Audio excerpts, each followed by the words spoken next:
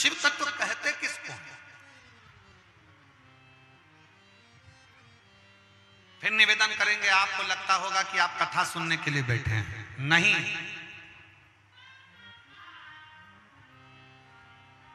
आपको लगता होगा कि आप कथा श्रवण करने के लिए बैठे हैं, पर नहीं। जितने आस्था चैनल पर कथा सुन रहे हैं, जितने फेसबुक यूट्यूब पर कथा सुन रहे हैं, जितने पंडाल में बैठकर कथा सुन रहे हैं, वो विचार कर रखना कि तुम कथा सुनने नहीं बैठे हो, अपने मन की बात देवद्य महादेव को कहने के लिए बैठे हो, शिव को कहने।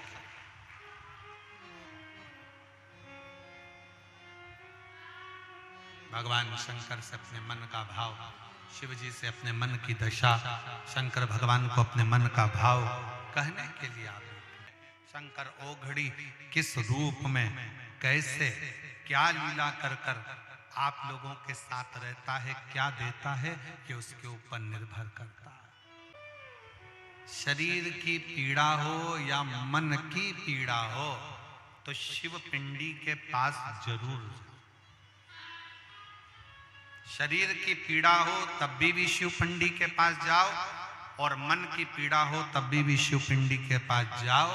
शरीर की पीड़ा को और मन की पीड़ा को शिव पिंडी पर चढ़ा हुआ एक लोटा जल समाप्त कर देता है, स्वस्थ कर देता है। शिव का पिंड पीड़ा को हरता है। शिव का पिंड पीड़ा को हरता है।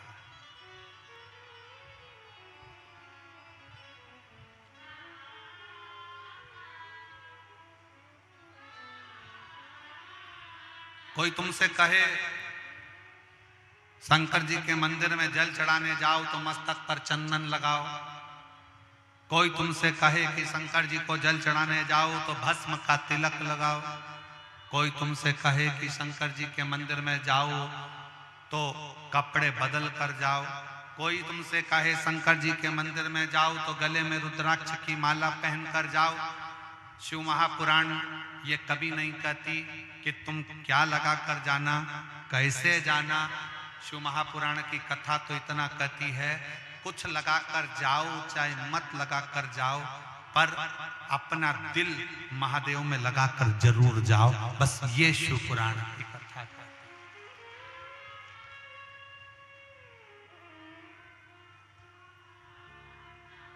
त्रिपुंड लगा कि नहीं लगा, शंकर जी नहीं देखे। तुम्हारे शरीर पर भस्म लगा कि नहीं लगा, शंकर जी नहीं देखे। शिव जी ने तो ये देखा कि तेरा दिल शिव में लगा कि नहीं लगा, तेरा मन भगवान में लगा कि नहीं लगा, शिव वो देखे। शंकर देखते हैं कि तेरा दिल शिव में लगा है। आप शंकर पर कितना भरोसा कर कर, कितना विश्वास कर कर शिव को आप भरोसा कर कर, आप कितना विश्वास के साथ शिव के दरवाजे पर जाते हो, ये आपके ऊपर निर्भर करता है, आपके ऊपर निर्भर।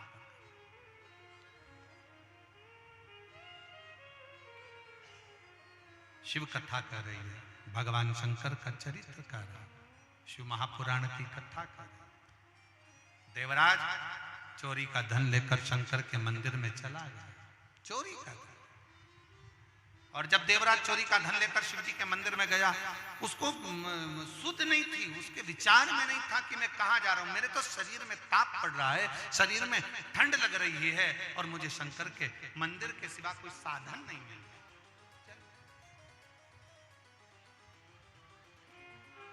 शिव मंदिर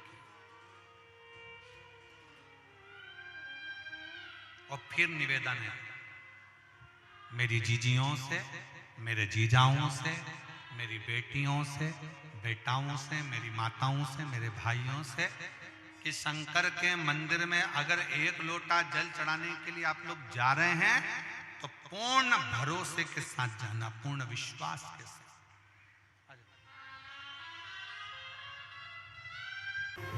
शिव की आराधना करने वाले, भगवान शंकर की भक्ति करने वाले, भगवान शंकर की भक्ति में डूबने वाले, इन सब से निवेदन है, संसार सागर में आप ये चाहते हो कि मेरा शंकर मेरी झोली खुशियों से भरे, मेरा शंकर मेरे मन की बात सुने, तो एक निवेदन है, अपने घर से जल लेकर शंकर के मंदिर तक जाओ। जिसके घर का जल शंकर के मंदिर तक रोज जाता है, उसके घर के लोग कभी नीचे की ओर नहीं जाते, उन्नति की सीढ़ी पर चढ़ते चले जाते हैं। कितने लोग बैठे हैं जिनके घर का जल रोज शंकर जी के मंदिर जाता है? जरा हाथ उठा। सब जाते हो? बहुत बहुत साधुवाद। हर हर महादेव। जाना चाहिए, प्रतिदिन जाओ।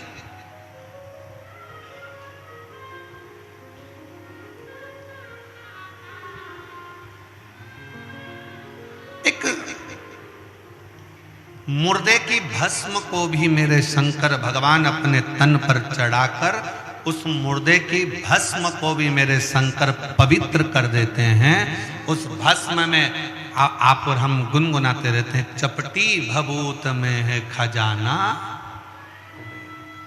और जितने टीवी चैनल पर कथा सुन रहे हैं, जितने मोबाइल पर कथा सुन रहे हैं, वो शिव भक्तों, इतना ध्यान लगा कर रखना कि शंकर की कथा सुनने के लिए आपका मन बार बार टीवी पर जाए, कथा सुनने के लिए आपका मन बार बार मोबाइल की ओर जाए, तो समझ लेना कथा तुम नहीं सुन रहे हो, कथा स्वयं शंकर तुम्हारे दिल में बैठकर सुन रहा है। स्वयं शिव सुन रहे हैं।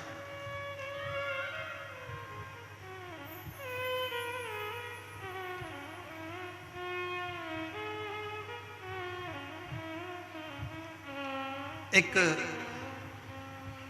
भील की एक कथा आती है। नहीं, आप कितनी भी कोशिश कर लो, आप शंकर भगवान की कथा में नहीं पहुंच सकते, शिव पुराण में नहीं पहुंच सकते। निकलोगे कोई परेशानी खड़ी हो जाएगी, निकलोगे कोई समस्या आकर खड़ी हो जाएगी। पर यदि मेरे शंकर भगवान चाहेंगे कि तुझे शिव पुराण तक ना है, तो तुमने अगर पक्का विश्वास रख लिया कि मुझे कथा में जाना है, फिर शंकर भगवान तुम्हारे लिए रास्ता खोलते खोलते खोलते चले जाएंगे और कथा में ले जाकर बिठा देंगे। अब कोई कहे कि गुरुजी हमें तो 4 किलोमीटर दूर गाड़ी रोक दी, 3 किलोमीटर दूर गाड़ी रोक दी, पैदल चलना पड़ता है। अभी कुंभ में कितना विचार विमर्श, कुंभ में जितने भी यूट्यूबर हैं वो अपनी अपनी बात में बस एक ही बात कहते हैं, कोई कुंभ में मत आना, 30 किलोमीटर चलना पड़ेगा, कोई कुंभ में मत आना, 15 किलोमीटर चलना पड़ेगा, कुंभ में आओ तो तैयारी कर कर आना, 20 किलोमीटर चलना पड़ेगा, 8 किलोमीटर चलना पड़ेगा, यहाँ चलना पड़ेगा। सीहोर वाले महाराज की कथा में जाओगे तो 4 किलोमीटर दूर गाड़ी रोक दी जाएगी, पैदल चलना पड़ेगा। सीहोर वाले की कथा में जाओगे तो 7 किलोमीटर दूर गाड़ी रोक दी जाएगी, कथा में जाना है तो इतना पैदल चलना पड़ेगा। अब उनको कौन समझाए? हमारे सनातन धर्म में तो पहले से ही लिखा है, गोवर्धन नाथ जी की परिक्रमा 21 किलोमीटर की, केदारनाथ जी चढ़ो तो 14 किलोमीटर के, वैष्णो देवी चढ़ो तो 12 किलोमीटर की, हमारे यहाँ अमरनाथ चढ़ो तो 24 किलोमीटर का। अर्थात शंकर को पाने के लिए पैदल तो चलना ही पड़ता है, तब शिव मिलता है। आप प्रयागराज की भूमि पर जा रहे हो, आप त्रिवेणी के संगम पर जा रहे हो, आप गंगा यमुना सरस्वती को पाने के लिए जा रहे हो, तो ये तैयारी कर कर चलना कि हमारे सनातन धर्म में कैलाश की परिक्रमा करना है तो 52 किलोमीटर चलना पड़ेगा, केदारनाथ जी का दर्शन करना है तो 14 किलोमीटर चलना पड़ेगा, वैष्णो देवी का दर्शन करना है तो 12 किलोमीटर चलना पड़ेगा, गोवर्धन नाथ जी की परिक्रमा करना है तो 21 किलोमीटर चलना पड़ेगा, कांकेश्वरी माता का दर्शन करना है तो पहाड़ी पर 3 किलोमीटर चलना पड़ेगा। उसी तरह अगर शिव पुराण की कथा सुनना है और कुंभ में, प्रयाग में, त्रिवेणी का, गंगा यमुना सरस्वती का स्नान करना है तो पैदल चलना पड़ेगा। क्योंकि हमारे सनातन धर्म में जितने कदम चलकर हम कथा तक पहुंचते हैं, जितने कदम चलकर हम त्रिवेणी तक पहुंचते हैं, जितने कदम चलकर हम तीर्थ तक पहुंचते हैं, उतने उतने अश्वमेध अपनी जिंदगी में कर लेते हैं और हमारा पाप हम काट देते हैं। सीधे गाड़ी में बैठे और कथा पंडाल के पीछे पहुंचे और अप टू डेट बन के कथा सुनी और गाड़ी में बैठकर वापिस चल दिए, जरा सा पुण्य नहीं मिलने वाला। थोड़ा संघर्ष करो इस शरीर से। जैन साहब, हमारी एक पुरानी कथा बनी, ये भी परिवार जैन परिवार कथा करा रहा है, वो जायसवाल परिवार ने कथा कराई थी बनी में, महाराष्ट्र में। हमने उस कथा में एक बात कही थी। बनी के जजमान जायसवाल जी ने हमसे पूछा, गुरुजी शिव पुराण का सबसे बड़ा फल कैसे मिलता है? तो हमने कहा 7 दिन की कथा में से एक दिन ऐसा निकालना कि दिन भर कथा सुनो, रात्रि को पंडाल का विश्राम करो, दूसरे दिन फिर कथा सुनो। एक रात्रि पंडाल के अंदर भगवान शंकर की भक्ति, यहाँ जो शिव भक्त आए उनका ढोलक मंजीरा बजता है, उनके भजन बजते हैं, श्री शिवाय नमस्तुभ्यम होता है, स्मरण होता है, उनका कीर्तन होता है। कभी मौका लगे तो रात्रि विश्राम पंडाल का करिए और भगवान की अविरल भक्ति को प्राप्त कर कर फिर अपने घर को जाइए, तब मालूम पड़ेगा कि शिव भक्ति किसको कहते हैं।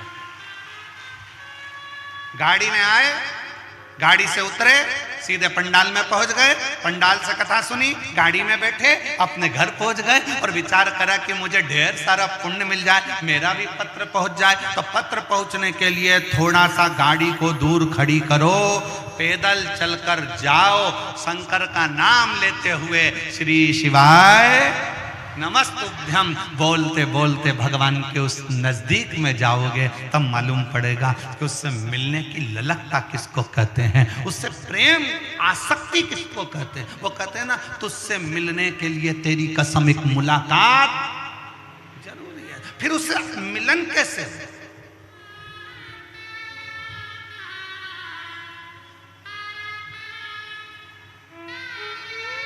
और मेरे भोले तेरा सहारा है, मेरे भोले तेरा सहारा है, मेरी नैया का तू किनारा है, मेरी नैया का तू किनारा है। मेरे बाबा तुझे पुकारा है, मेरे बाबा तुझे पुकारा है, मेरी नैया का तू किनारा है, मेरी नैया का तू किनारा है। जाओ थोड़ा पैदल चलकर बोलते बोलते श्री शिवाय नमस्तुभ्यं, श्री शिवाय नमस्तुभ्यं, श्री शिवाय नमस्तुभ्यं, श्री शिवाय नमस्तुभ्यं। जाओ भगवान का नाम लेते लेते, स्मरण करते करते, बोलते बोलते, भगवत नाम जपते जपते, भगवत नाम स्मरण करते करते, भगवान का नाम जपते जपते। महाभारत किस किसने देखी है? हाथ उठाओ जल्दी जल्दी। महाभारत किसने देखी है? टीवी में कि मोहल्ले में है? अरे जम के तो बोलो। टीवी में। मोहल्ले की भी देखी होगी तुमने, मान ही नहीं सकता। ऐसा हो ही नहीं सकता कि मोहल्ले में महाभारत और तुम ना देखो। बड़े खिड़की में तो झांक झांक के देखते, मम्मी जल्दी जल्दी। मम्मी ने पूछा क्या हो गया? जल्दी आ, वो बिमला की बाई लड़ रही है।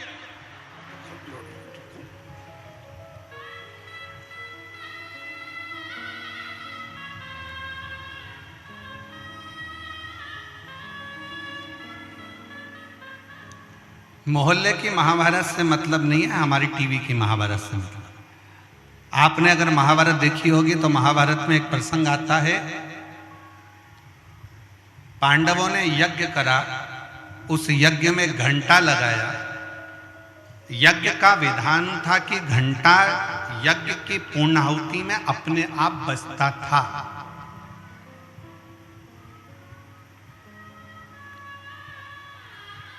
पर पांडवों ने जो यज्ञ करा उसका घंटा नहीं बजा, अपने आप वो घंटा नहीं बजा। पूछा गया यज्ञकर्ताओं से, ब्राह्मणों से, यज्ञाचार्यों से कि ये घंटा क्यों नहीं बजता। कहा महाराज कोई भूखा रह गया, तुमने भंडारा रखा और कोई ने खाना नहीं खाया, कोई भूखा है।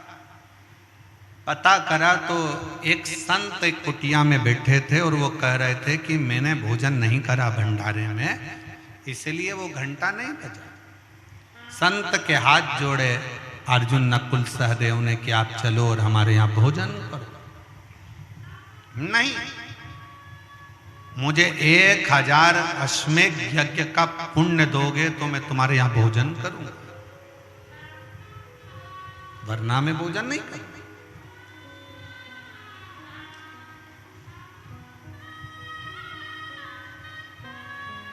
1000 अश्वमेध यज्ञ?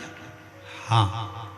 अर्जुन ने कहा बाबा जी हमने हमारी जिंदगी का पहला यज्ञ करा है, आप चाहो तो इसका यज्ञ भाग ले लो।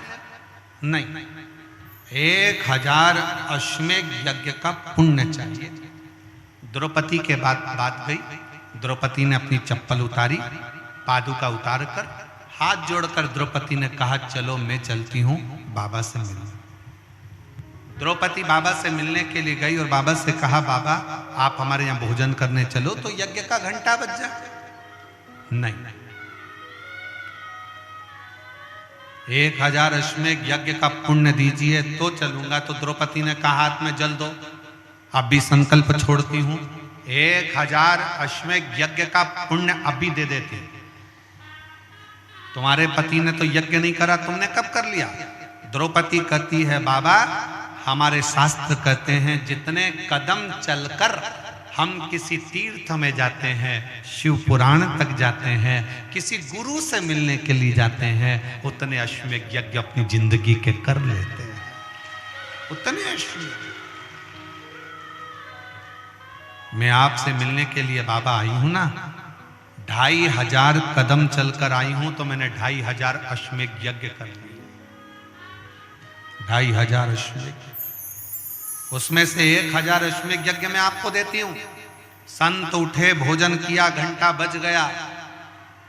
महाभारत कहती है कि जितने कदम चलकर शिव पुराण तक जाते हो, संत तक जाते हो, गुरु तक जाते हो, तीर्थ तक जाते हो, उतने अश्वमेध यज्ञ कर लेते हो। शिव महापुराण में आने वाले शिव भक्त ये बात अपनी बुद्धि में बिठा लेना, 4 किलोमीटर, 3 किलोमीटर, 2 किलोमीटर, 1 किलोमीटर, आधा किलोमीटर अगर चलने को मिल रहा है तो समझ लेना कि शंकर भगवान तुमसे अश्वमेध यज्ञ करवा रहे हैं। यह अश्वमेध यज्ञ है।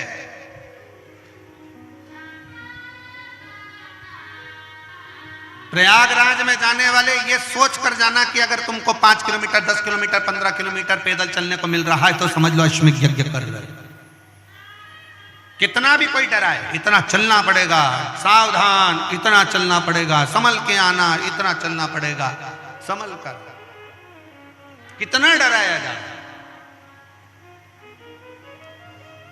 और ये कथा जो कोकपुर में चल रही है, यह कथा तो 7 तारीख को विराम हो जाएगी।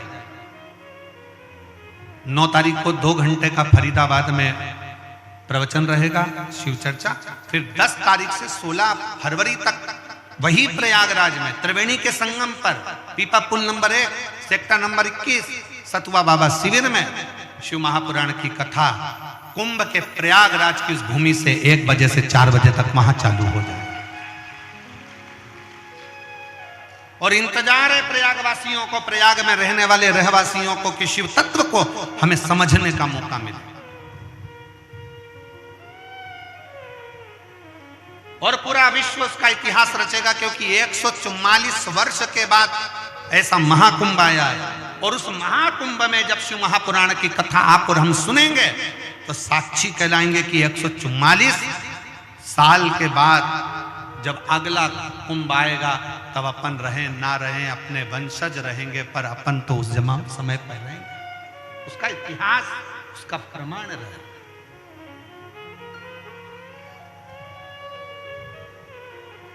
सुनो, शिव भक्ति करो।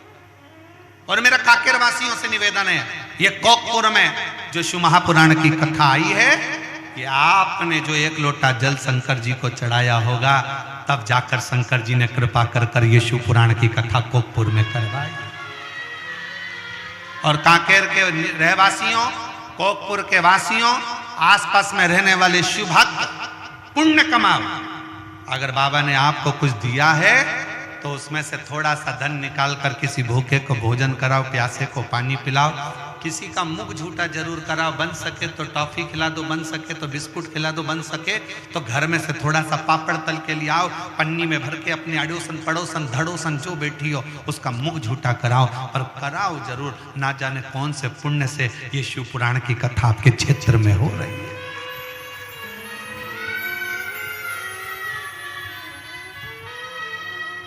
ना जाने कौन से पुण्य से फल मिलता जरूर है। भगवान की अविरल भक्ति, भगवान का शिव तत्व की भक्ति का फल मिले। एक पत्र है, पत्र में उसने बहन ने लिखा,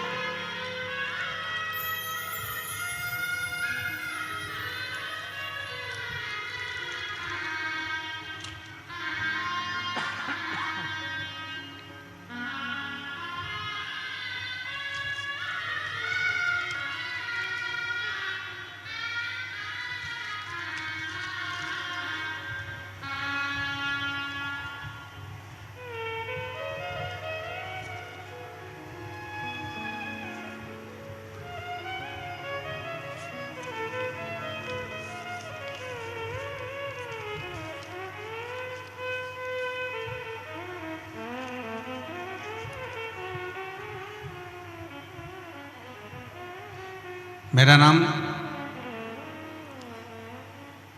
भामिनी वर्मा है और मैं भिलाई छत्तीसगढ़ की रहने वाली हूँ।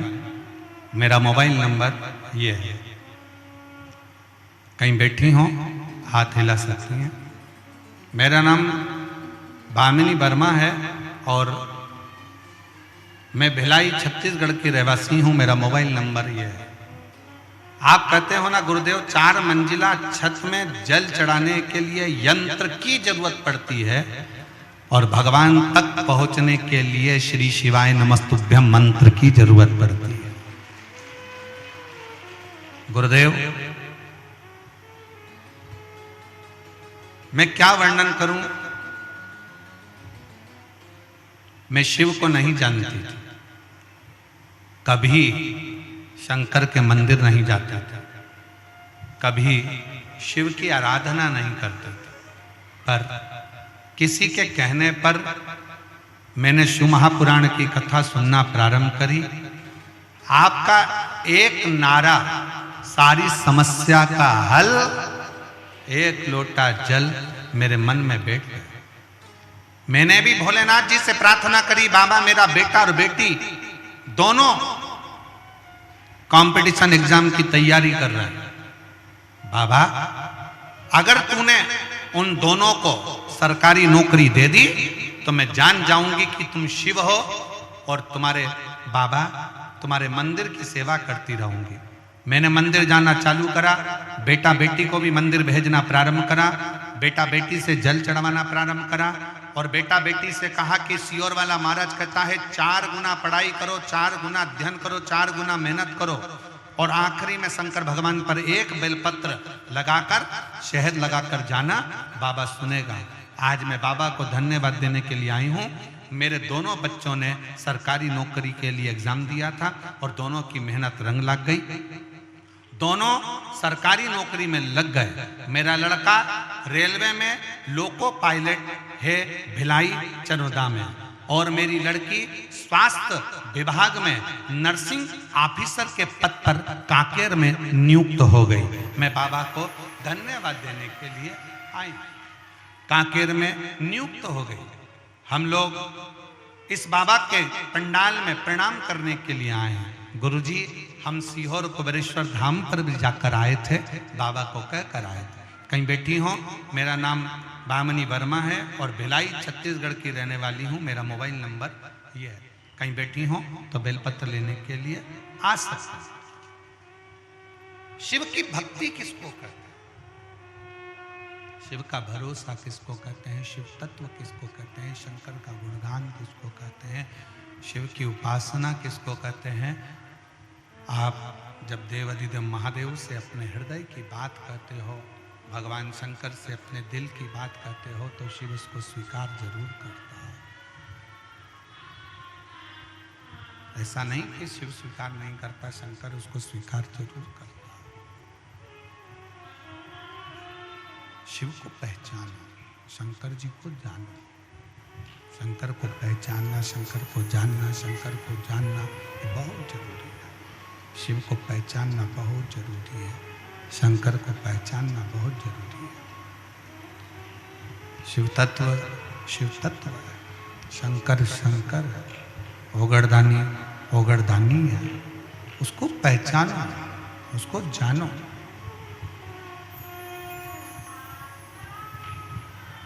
एक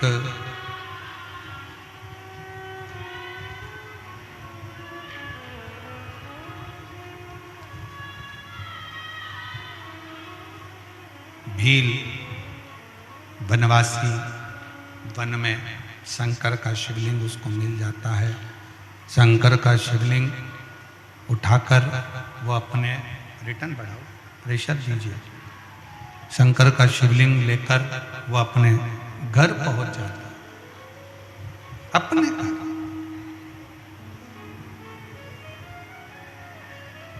पत्नी ने कहा कि इस जंगल में कौन पूजन करेगा, इस जंगल में कौन सेवा करेगा? शंकर के शिवलिंग को उठाना सरल विषय नहीं, सरल विषय नहीं है। और एक बात आज आप लोगों के बीच में कहना चाहेंगे, कोई प्राचीन शिव मंदिर है, कोई प्राचीन शिवलिंग है, उसको बार बार उठाना नहीं चाहिए, बार बार उसको उठाकर फिर वापस प्राण प्रतिष्ठा नहीं करना चाहिए, बार बार उसका स्थान नहीं हटाना चाहिए। मंदिर की रंगत बदल दो, दरवाजे बदल दो, द्वार बदल दो, छत बदल दो, शिखर बदल दो, पर मंदिर में जो शिवलिंग प्राचीन है, पुराना है, उसको वहीं की वहीं रहने दो।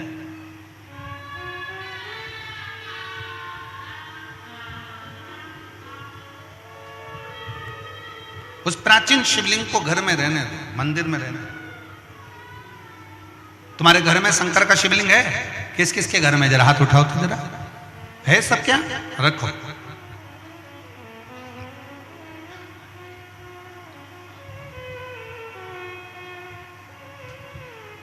चाहे पुराना हो चाहे नया हो, कितना भी पुराना हो,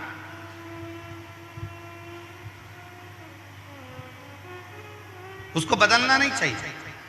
शिव महापुराण की कथा कहती है कि दूसरी मूर्ति अगर खंडित हो जाए तो वो खंडित मानी जाती है, पर शंकर का शिवलिंग के 1000 टुकड़े भी हो जाएं तो भी वो खंडित नहीं माना जाता, वो शंकर का शिवलिंग ही माना।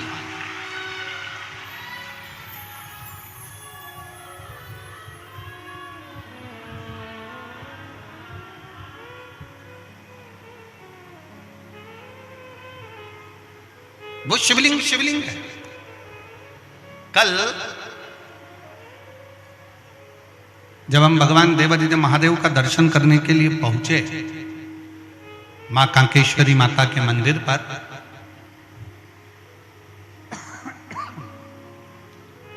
वहां एक छोटा सा चबूतरा, जैन साहब, उस छोटे से चबूतरे पर आप भी दर्शन करे होंगे, छोटा सा शिवलिंग रखा था जिसका हम स्पर्श कर रहे थे और उस पर हम हाथ का स्पर्श कर कर बाबा से प्रार्थना कर। बड़ा सुंदर। उस शिवलिंग का अगर आप दर्शन करेंगे तो वो शिवलिंग के दो भाग जैसे नजर आएंगे। उस शिवलिंग के दो भाग जैसे नजर आएंगे, बीच में एक रेखा बनी है, आधा इधर आधा इधर। जब उसका स्पर्श किया उस शिवलिंग का, उसका जब दर्शन किया तो ऐसा लगा कि उस शिवलिंग के रूप में मेरे शंकर और पार्वती दोनों मिलकर विराजमान, दोनों विराज।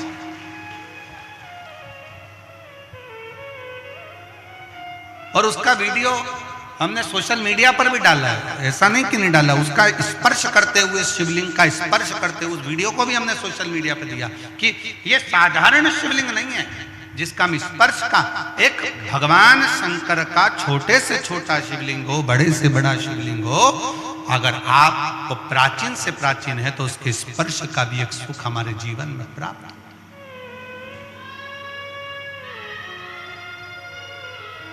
स्पर्श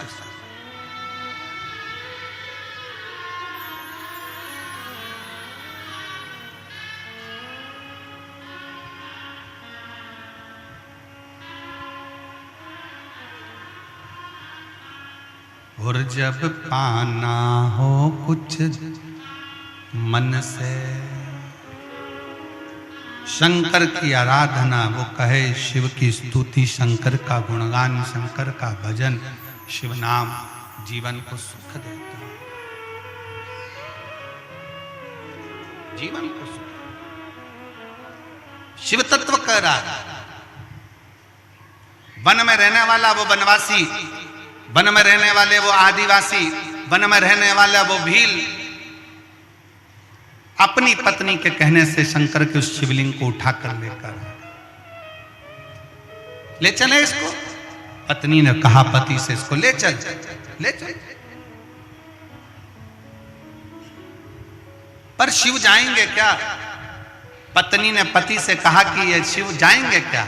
अब वो तो शंकर को जानते तक नहीं थे, पर पति ने उसी समय पर तुरंत दौड़कर अपने घर गया, एक लोटा जल एक पात्र में भरकर लेकर आया।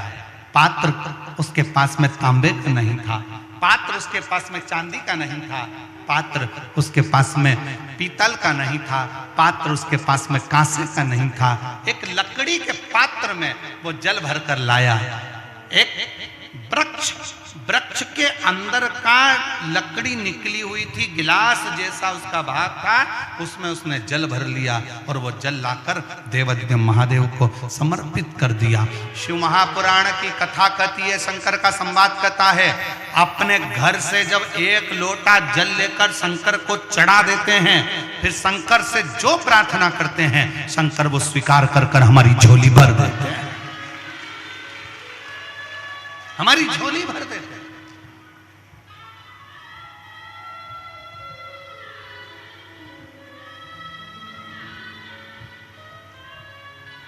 उस भील को मालूम नहीं था, चंड को चंड दौड़ कर गया घर, लोटा भरकर जल लाया, पात्र में, लकड़ी के पात्र में जल लाकर शंकर को चढ़ाकर कहता, बाबा आपको मेरे घर चलना पड़ेगा, यहाँ कोई भी तुम्हारी पूजन करने वाला नहीं है, यहाँ तुम्हारी कौन पूजन करेगा, कोई जल चढ़ाने वाला नहीं है, कोई बेलपत्र चढ़ाने वाला नहीं है, कोई तुम्हारी आराधना करने वाला नहीं है, बाबा तुम्हें मेरे घर चलना ही पड़ेगा। शंकर भगवान से प्रार्थना करी, शंकर भगवान के शिवलिंग को उठा लिया उस चंड भील ने, उस आदिवासी ने, और लेकर चल दिया। और क्या कहता जा रहा है, तुम हमारे घर में हमारे बूढ़ा देव बनकर, तुम हमारे घर में हमारे बाबा बनकर, तुम हमारे घर में हमारे बुजुर्ग बनकर, तुम हमारे घर में हमारे पिता बनकर, तुम हमारे घर में हमारे आराध्य बनकर निवास करना। और शंकर को ले जाकर घर के अंदर बिठा दिया। अब जरा विचार करिएगा, शंकर का शिवलिंग हिलता नहीं, पर एक लोटा जल में वो सामर्थ्यता है कि शंकर भी डोल जाते हैं और साथ शिव भक्त के चले जाते हैं।